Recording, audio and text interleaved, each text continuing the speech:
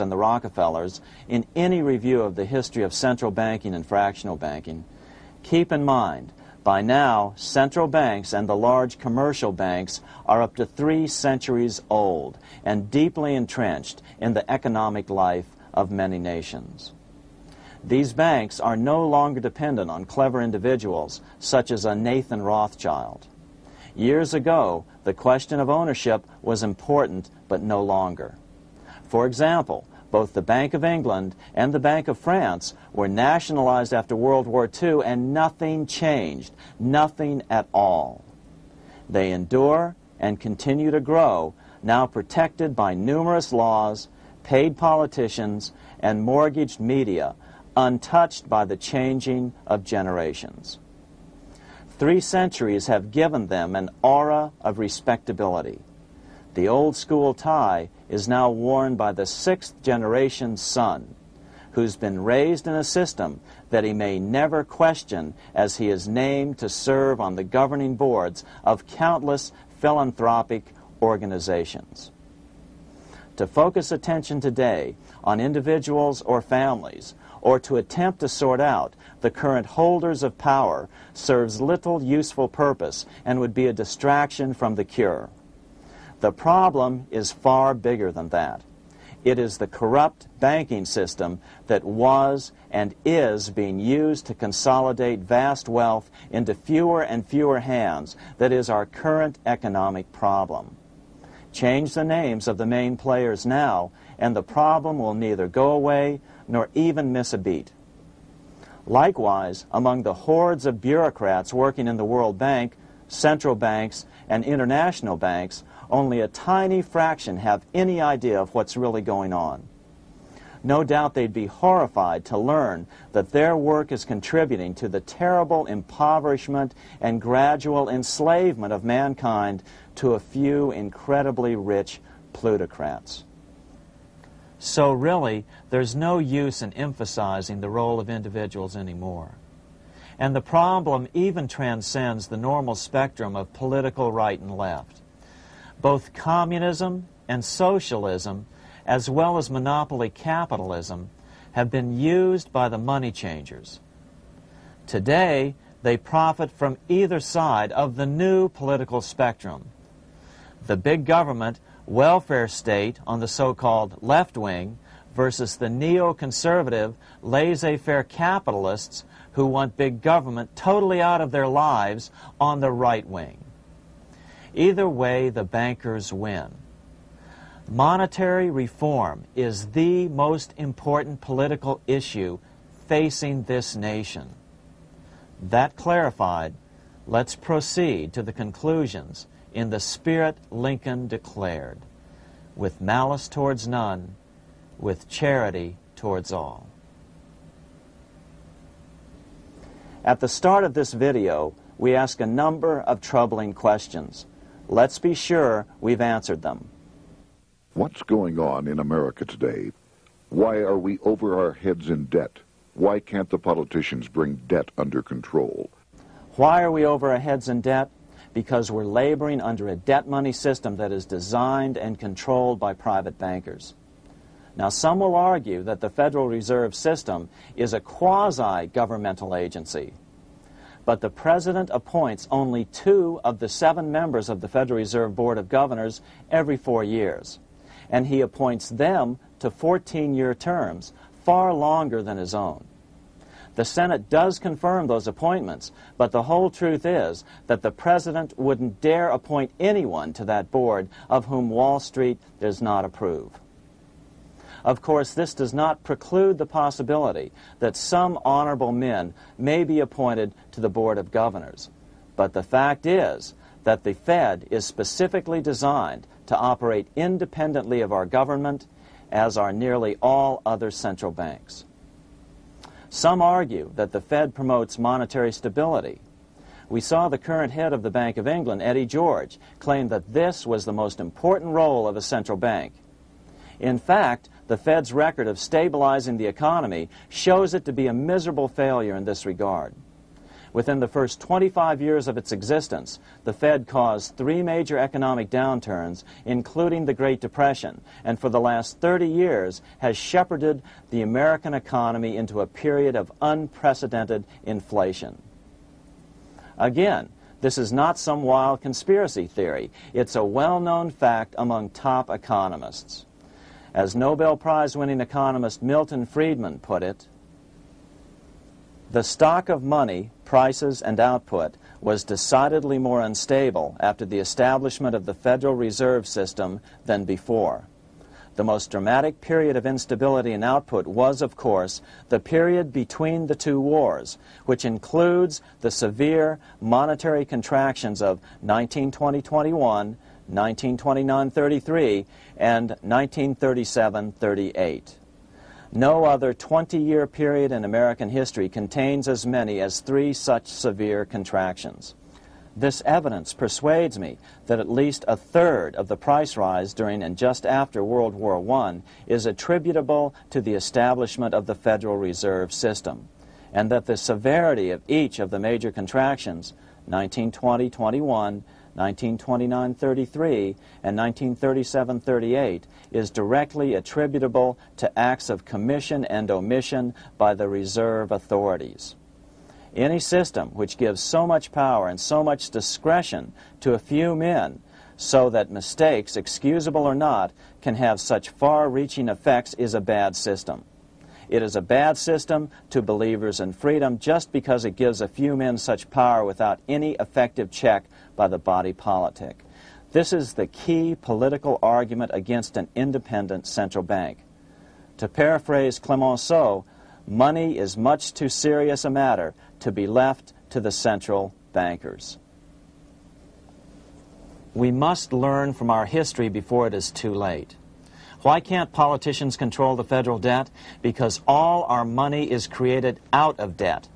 Again, it's a debt money system. Our money is created initially by the purchase of U.S. bonds. The public buys bonds like savings bonds, the banks buy bonds, foreigners buy bonds, and when the Fed wants to create more money in the system, it buys bonds, but pays for them with a simple bookkeeping entry which it creates out of nothing. Then this new money, created by the Fed, is multiplied by a factor of 10 by the banks thanks to the fractional reserve principle. So although the banks don't create currency, they do create checkbook money or deposits by making new loans. They even invest some of this created money. In fact, over $1 trillion of this privately created money has been used to purchase U.S. bonds on the open market, which provides the banks with roughly $50 billion in interest, risk-free, each year, less the interest they pay to some depositors.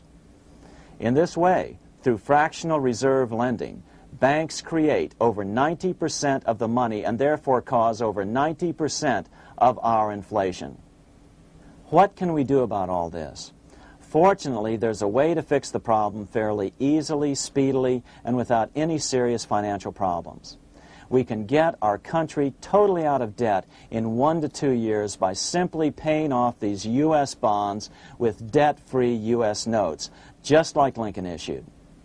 Of course, that by itself would create tremendous inflation, since our currency is presently multiplied by the fractional reserve banking system. But here's the ingenious solution, advanced in part by Milton Friedman, to keep the money supply stable and avoid inflation and deflation while the debt is retired. As the Treasury buys up its bonds on the open market with U.S. notes, the reserve requirements of your hometown local bank will be proportionally raised, so the amount of money in circulation remains constant. As those holding bonds are paid off in U.S. notes, they will deposit this money, thus making available the currency then needed by the banks to increase their reserves. Once all the U.S. bonds are replaced with U.S. notes, banks will be at 100% reserve banking instead of the fractional reserve system currently in use. From this point on, the former Fed buildings will only be needed as a central clearinghouse for checks and as vaults for U.S. notes. The Federal Reserve Act will no longer be necessary and could be repealed. Monetary power can be transferred back to the Treasury Department. There would be no further creation or contraction of money by banks.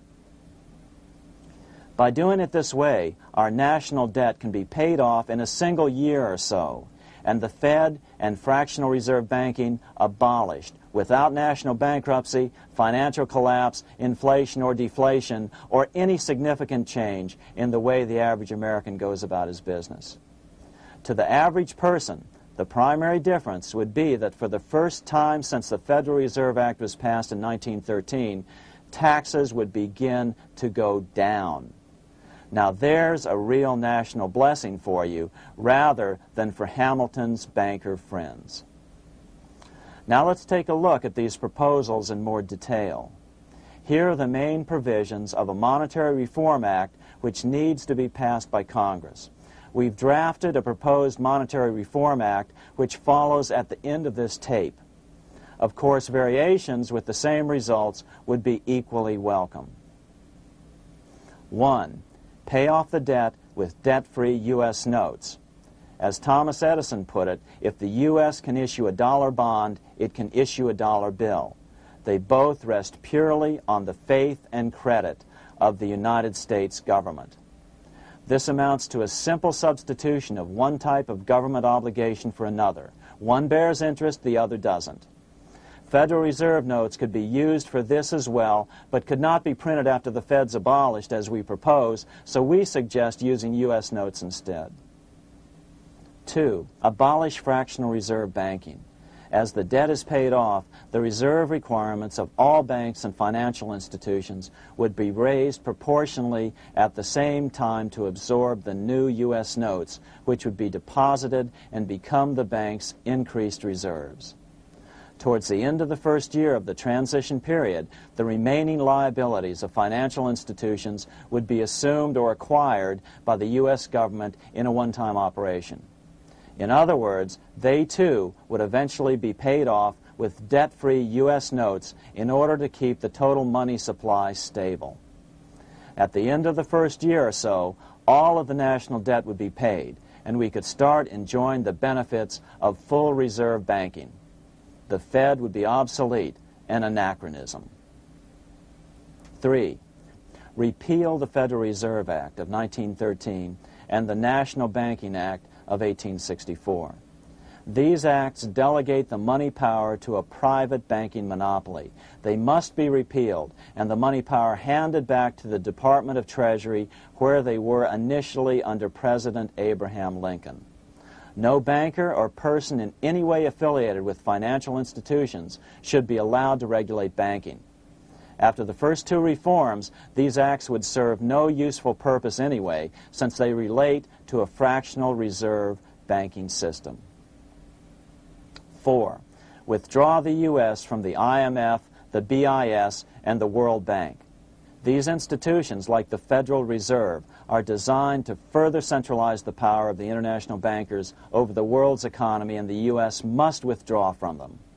Their harmless functions, such as currency exchange, can be accomplished either nationally or in new organizations limited to those functions. Such a Monetary Reform Act would guarantee that the amount of money in circulation would stay very stable, causing neither inflation nor deflation. Remember, for the last 3 decades, the Fed has doubled the American money supply every 10 years. That fact and fractional reserve banking are the real causes of inflation and the reduction in our buying power, a hidden tax. These and other taxes are the real reasons both parents now have to work just to get by. The money supply should increase slowly to keep prices stable, roughly in proportion to population growth, about 3% per year, not at the whim of a group of bankers meeting in secret. In fact, all future decisions on how much money will be in the American economy must be made based on statistics of population growth and the price level index.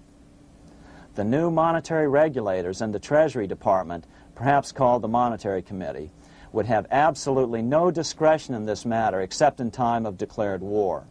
This would ensure a steady, stable money growth of roughly 3% per year, resulting in stable prices and no sharp changes in the money supply. To make certain the process